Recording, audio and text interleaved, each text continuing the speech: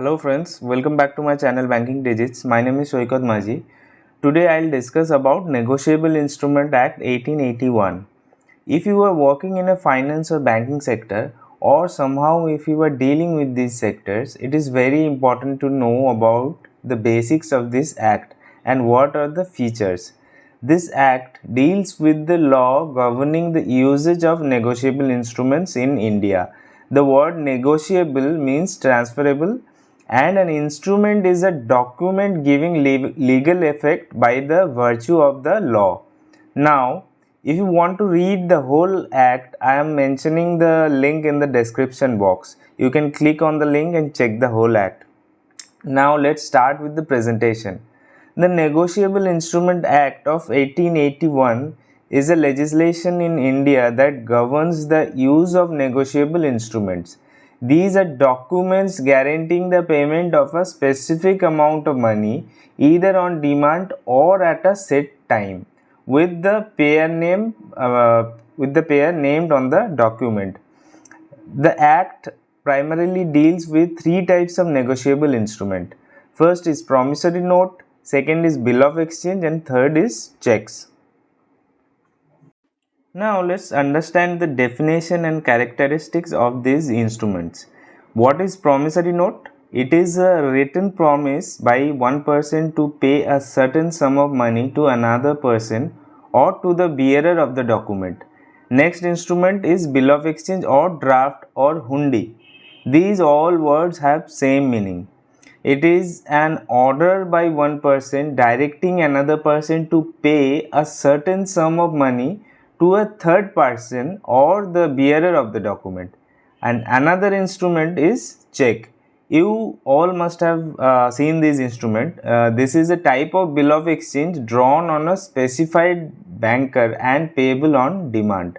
Now we discussed definition of these instruments. You might still have some doubts. We will discuss this in detail with examples to clear your understanding.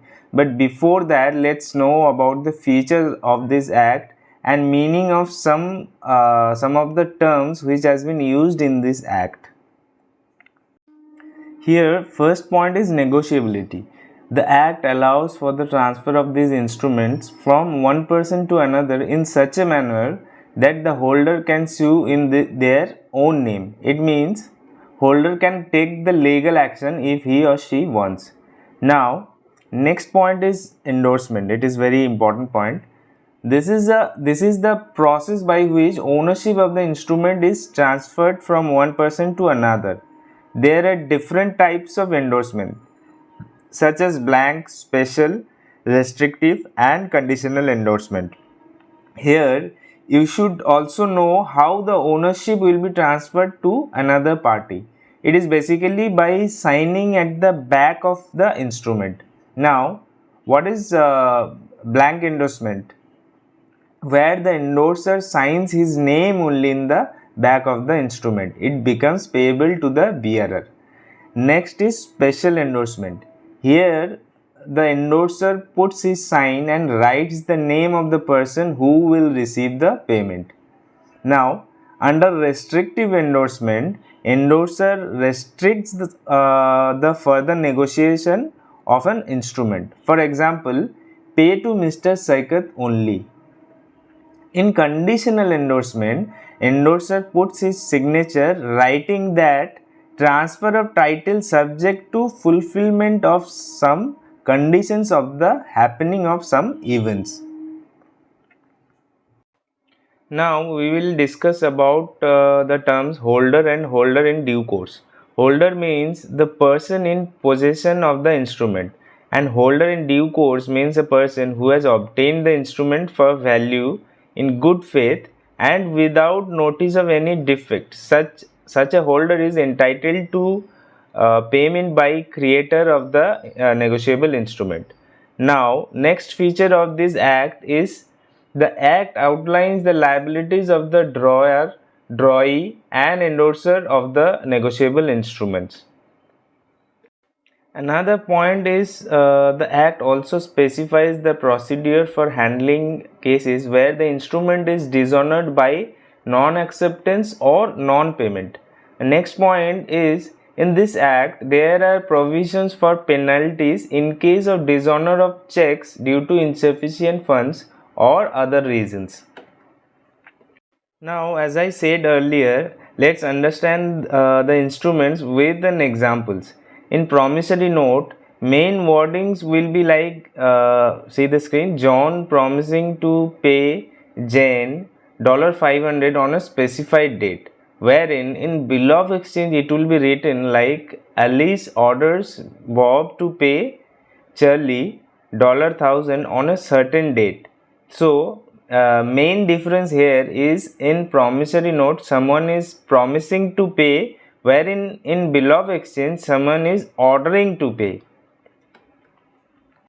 Now wordings of check you all must be aware of, so I am not explaining this. Now let's understand all the differences between these three instruments. You can pause the video here for a while and read all the columns in details. Here you might have doubt on who is drawer, who is drawee and who is payee. Let me explain this.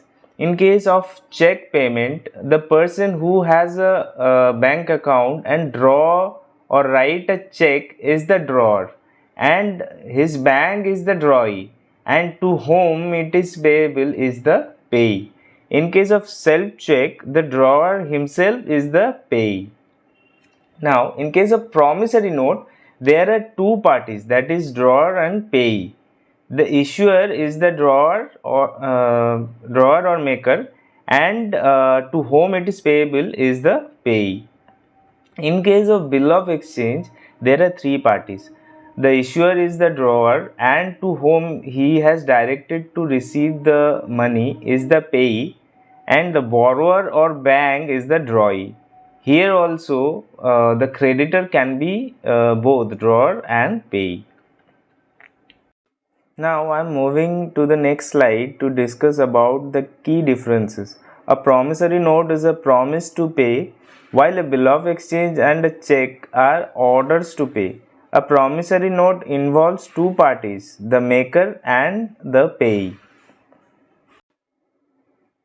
A bill of exchange involved three parties, the drawer, drawee and the payee.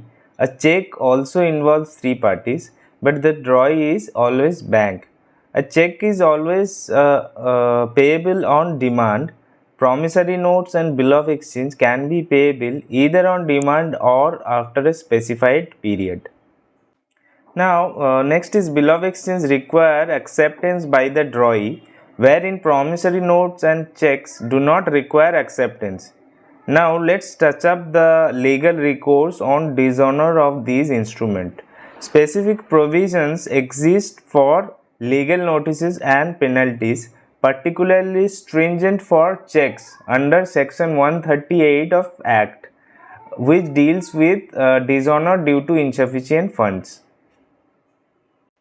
So, understanding the Negotiable Instrument Act 1881 and its provisions is crucial for the smooth functioning of financial transactions and for ensuring legal recourse in case of disputes.